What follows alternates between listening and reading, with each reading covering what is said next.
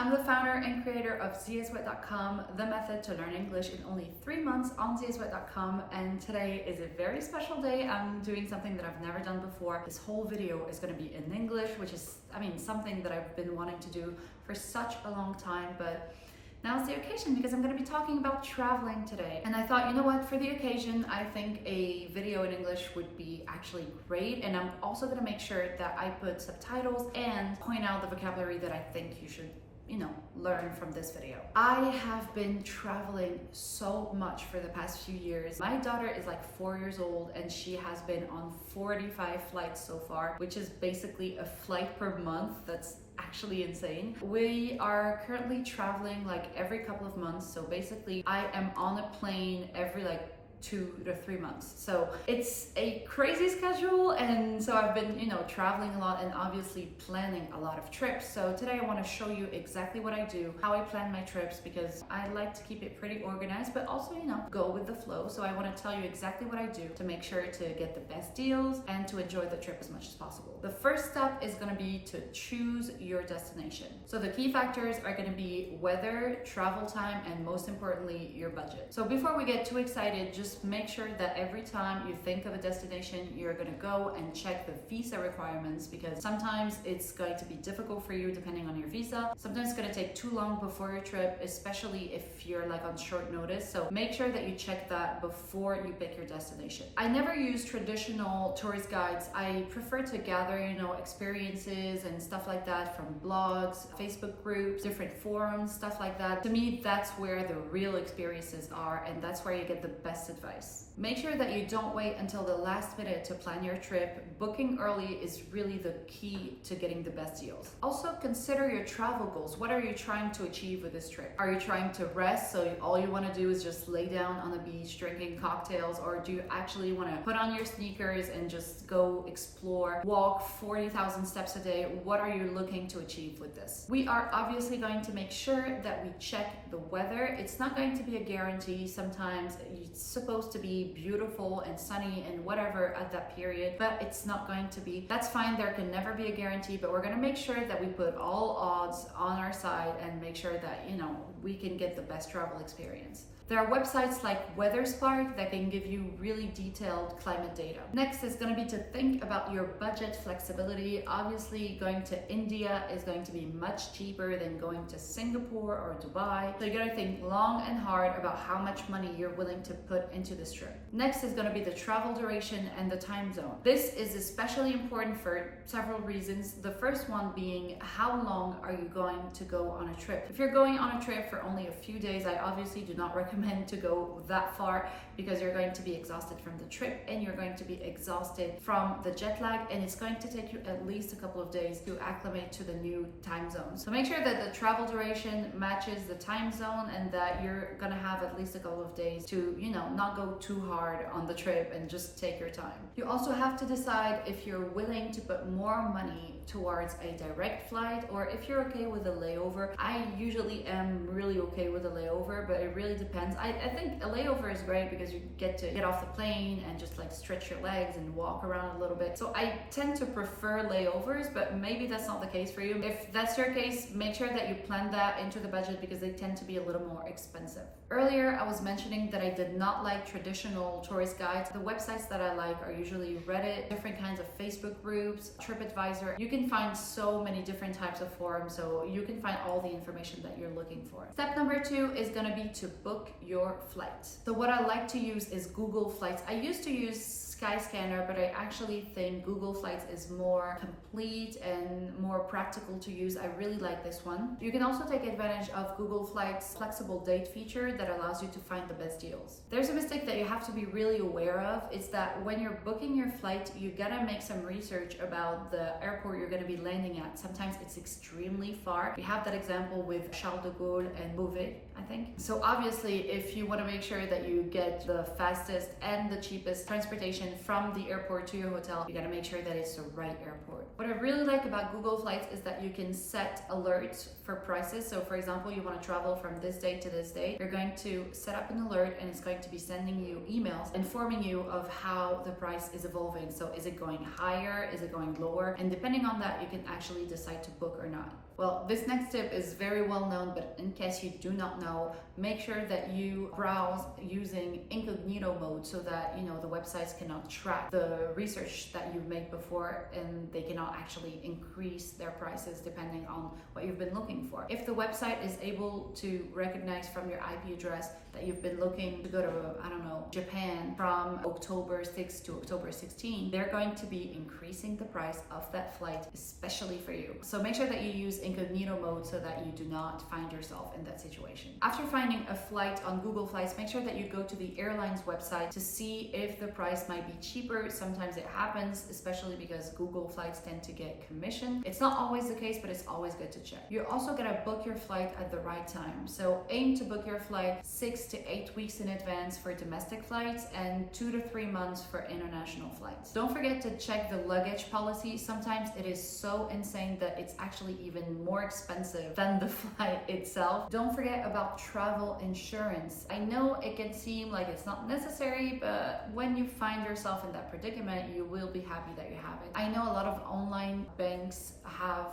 that option. I know that a lot of banks in general even have that option. I mean, check with your healthcare provider, check with your bank, check with all kinds of different providers that can help you get a type of travel insurance that will fit your travel type. A lot of people recommend to use a VPN when booking your flight. To be honest, I'm not seeing a lot of difference with that, but I don't know. I might be using it wrong. I have no idea. But anyway, you could give it a try if you think that maybe it could make a difference. Step number 3 is going to be to plan your steps. So plan the different cities that you want to visit. So at this point, you're going to decide how many cities you want to visit and how long you want to spend in each one of them, because it's obviously going to be different. So if you're visiting multiple cities, make sure that you book all different types of transportation in advance. Just like you did it with the flight, it's also important to do it with the different modes of transportation. They're going to be different depending on the area. For example, in Europe, the train is very practical, usually cheaper than getting a flight. It's tending to change now, but it's still worth checking out. And also you have such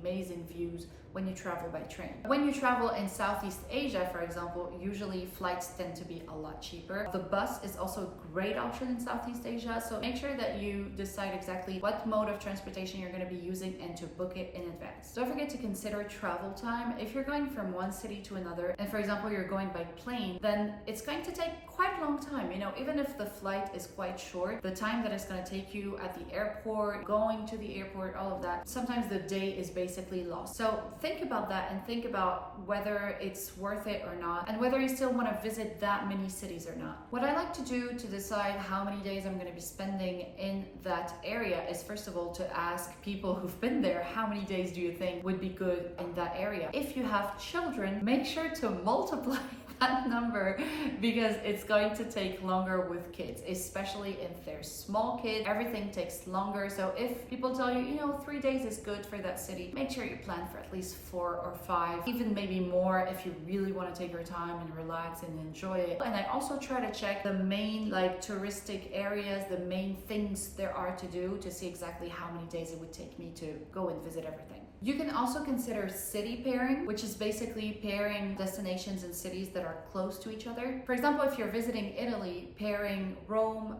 Florence, and Venice makes more sense than crisscrossing the country. Be aware of local holidays that might affect your trip. On public holidays, some attractions might be closed or really crowded, so make sure you take that into account. For example, you do not go to Istanbul during Eid season because it's so empty and everything's closed and nobody's there. Usually people just go back to, the village that their parents are from. They go and visit family. So it's really, really not that interesting during that time. If you're going to be traveling from one city to another, also consider how you're going to pack your bags. You have to be super effective and efficient. You have to make sure that your bags can be packed and unpacked very quickly, that you do not pack things that you do not actually need. Step number 4, booking accommodation. My favorite platforms for hotels are booking.com and Agoda, which is also a really good one. I really like booking.com because they give you perks, when you're a Genius member or whatever. So they give you usually free upgrades or free breakfast or stuff like that, and also different kind of deals. They're not always real deals. Sometimes you go to another website and it's pretty much the same deal. So usually it's the best ones. When it comes to Airbnbs, well, I go on Airbnb. yeah, that's what I usually tend to book if I'm going to be staying longer or if I'm with a larger group, which is exactly what's happening right now, as a group of 8 people, which is a lot of people. For Airbnb, my rule is never under, I would say, 4.8, ideally 4.85. I know it can sound strict, but usually when it's under that, it's going to be dirty or there's going to be something wrong with it. So I never gamble with Airbnb. If there are no reviews, I do not book it. If it's under 4.8, I do not book it, because you can have like such nasty experiences. Sometimes there's going to be a very good deal, but there's going to be no reviews. So it doesn't necessarily mean that it's sketchy or anything. It just means the owner is putting good deals to be able to get, you know, people coming and leaving reviews. But sometimes it could just mean that it's a crappy place to stay in. So it's basically at your own risk. You can decide to go, but it might go wrong. For booking, it's usually the same thing. I never go under 4.8. When you're booking accommodation, the most important thing is to choose the neighborhood that you're going to be in. There are 2 things that you're going to make sure of. The first thing is that it's close enough to the city center and all the sightseeing that you're planning to do. The second thing is that the accommodation itself is close to public transportation, because after a long day of sightseeing, the last thing you want to do is, you know, walk 30 minutes from the bus stop to the apartment that you rented. What I like to do is to double check. What I like to do is check the reviews on Booking or Agoda or whatever, and also check the reviews on Google or TripAdvisor to make sure they match, because sometimes there's going to be a huge difference. So make sure you double check. And a good grade does not necessarily mean that you should skip reading the reviews, because, you know, sometimes there are going to be little details that are very important that you have to make sure of. I tend to prefer accommodations with free cancellations, because I mean, sometimes things happen. You can cancel your trip, and if you end up with a non-refundable booking, you're going to be very pissed. So always look for places that have a free cancellation. Also check the date for the cancellation, because sometimes it says that there is possibility of canceling for free, but that possibility will only last for like 3 days, which is completely useless. For the neighborhood, usually you can get recommendations depending on what you're looking for. Are you looking for a place that's more family friendly, one to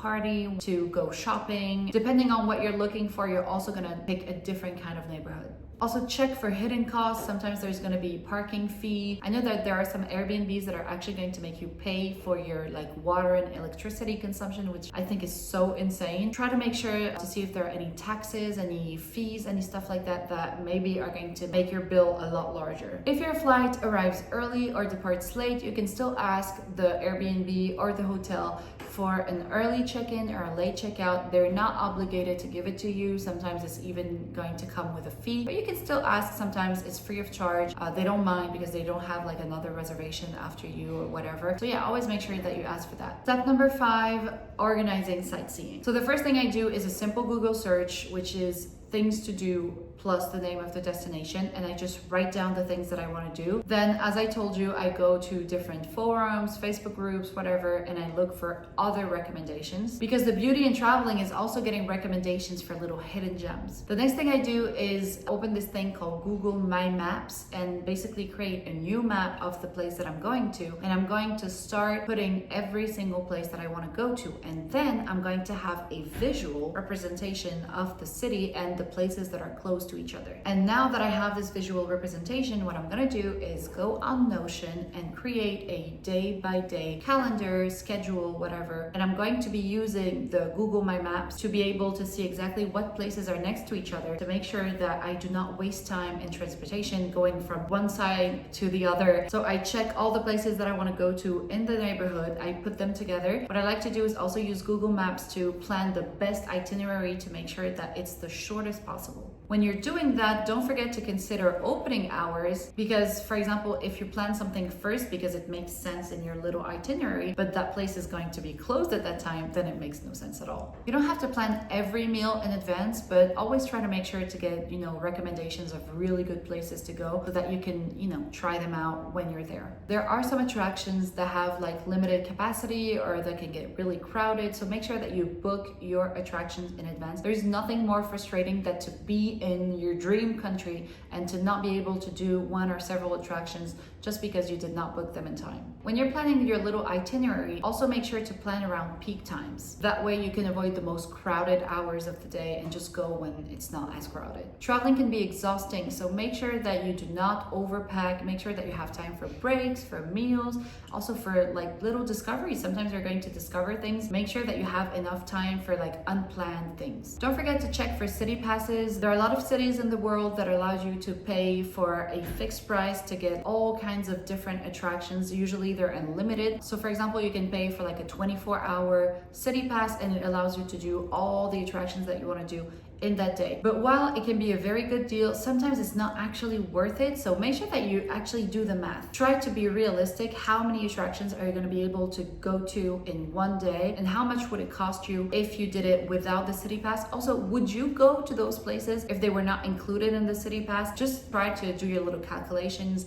and see if it's actually worth it. Try to plan how long you're going to be spending at each attraction, because that's also a mistake that can make your schedule go completely crazy. If you're planning to stay only 1 hour, but it actually takes you 3 hours to stay in that attraction, the rest of your day is basically ruined. So make sure that you plan the correct amount of time for each attraction. Step number 6, getting around. So before arriving to your destination, research the public transportation system and exactly how it works, the kind of pass that you need to buy. Also try to see if taxis can be affordable and if that can be an option for you. You can also download the transportation app of the city itself. I know that, for example, when you go to South Korea, in Seoul, they have their own app. In like Paris, they have their own app. In different kind of cities, they all have their own unique app. I also like to download the offline map on Google Maps so that if I ever get disconnected from service or whatever, I can still have a map and I can still get around without getting lost. Step number 7, managing your budget. So before you go, you have to calculate a daily budget. It's not going to be a strict budget, obviously. Sometimes it's going to be more, sometimes it's going to be less, but that will help you estimate how much money you're supposed to be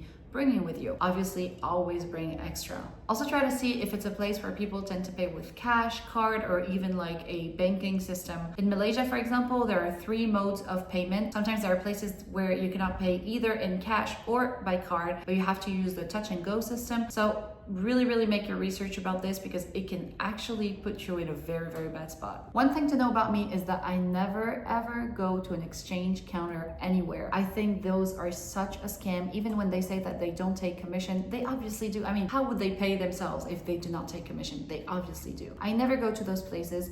I basically just use Revolut. There's also Wise that is very good. Those are online banks and they are amazing. They give you a very good rate, and they allow you to pay pretty much anywhere in the world, which is amazing. If your budget is limited but you still want to enjoy your holidays, you can still search for free activities. Some places have so many free activities that you can actually just pack your whole trip with free activities and just have a really good time without spending a dime. You can save so much money by eating where the locals eat. And usually they're so much better and so much more authentic than the touristy places that charge you a fortune. If you can, traveling off season is really the best thing you can do for your budget. I used to do that all the time. I used to never go on vacation when people went on vacation. For example, I never went on vacation during the summertime or during Christmas or anything. I would always stay home during those times and only go off season in like September, October, whatever, during those times, and it was so much cheaper. Now I can't because I have kids, so I have to follow their schedule. If you have this possibility, enjoy it for me. Step number 8, packing tips. I did become a professional in packing extremely light. Just to give you an example, when we travel to a country where the climate is pretty hot, we are 2 adults and 2 kids, and my son is still a baby, so he still needs a lot of things. Well, I still managed to only 3 7-kilo bags for all of us. So the secret is just minimalism. Stop bringing just in case items. They are completely useless, and most of the time, if you actually do need them, you can still buy them at your destination. I also make sure that I have a packing list that I use for every single one of my trips, and I never forget anything. Try to choose versatile clothing, things that can be worn in multiple ways, that you can match with different kind of clothing, so that you make the most use of every single item that you bring. And if you don't want to or will not have the ability to iron iron your clothes, try to make sure that you bring things that are, wrinkle resistant. Limit your shoes as much as possible. They are the things that take up the most space, so really try to make sure that you only bring the essential. Using packing cubes is so useful when you're on vacation, especially if you go from one hotel to the other, because it ensures that everything has a specific place and that you do not get lost. Toiletries also take up a lot of space and are usually pretty heavy, so make sure everything is travel size. And consider using solid toiletries like bar soap, shampoo bars, toothpaste tablets, things like that to avoid the liquid restrictions. Even though you can buy most things at your destination, I always recommend to have a little first aid kit just in case. For documents, unless I have been asked specifically to print something out, I'm always gonna have a digital copy and not bother myself with a printed copy. Also, one thing that I like to do when traveling, and I know that there's gonna be like no washing machine or anything, is to bring a little bit of laundry solution. In your carry-on, pack as if they were going to lose your checked luggage, because it's something that can happen to you. So in that case, you always have to have, at least one change of clothes, some toiletries, things like that, your medication if you do need medication, and most importantly, your electronics, things that are expensive and valuable. If you can, secure your luggage with a cover and a lock to make sure that nothing happens to it. I always protect the fragile items with my clothes. I don't like to bring extra bubble wrap because I feel like it takes more space for like no reason. Clothes work perfectly fine. They also make little travel irons now. They're not super effective, but I mean, they can still be handy if you absolutely need to iron your clothes. Step number 9, staying safe and avoiding scams. What I like to do when I go to a country is research the most common scams that are going on in that country. Usually scams in the Philippines are going to be different than scams in, South Africa. Each country has their own scams, and if you know about them in advance, you are way less likely to fall into them. Always keep your valuables safe. Put them in the safe at the hotel. Use a money belt, which is amazing. That's something that I used to use all the time. Always stay aware of your surroundings. Be cautious of strangers who approach you with unsolicited offers of help, especially if they try to lead you to a specific location or business. Politely decline and walk away. Always ask for the price before you order anything, because if you've already ordered, then you're trapped. You ordered something, they can basically charge you however much they like. Always ask for the price beforehand. Always share your travel plans with someone you trust. Do not hesitate to share your location, share the hotels you're staying at, share your schedule if you can, because you're basically alone, or even if you're with friends or family or whatever, you are in a country that you do not know. Anyone could take advantage of you, anything could happen to you. So make sure that if